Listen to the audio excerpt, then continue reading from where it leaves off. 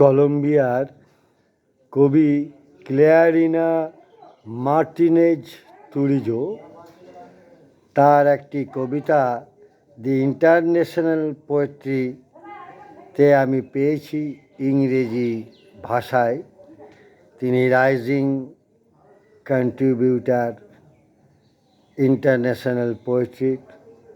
তার কবিতাটি নিয়ে আমি পৌঁছে দিই কবি সুধীর দাসের কাছে। সুধীর দাসের অনুবাদে আমি পড়ছি ক্লেয়ারিনা মার্টিনেজ তুরিজোর কবিতা স্মৃতির বিষণ্ণতা।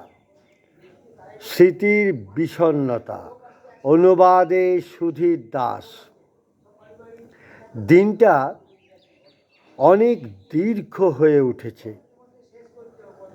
তবু শুনিনি তোমার কণ্ঠের কোনো স্পর্শ। মিনিটগুলো নিঃশেষ হয়ে যায়, ঘন্টার পর ঘন্টা পেরিয়ে যায় ধীরে, আর তাদের মাঝখানে জমে থাকে এক অসহনীয় নীরবতা।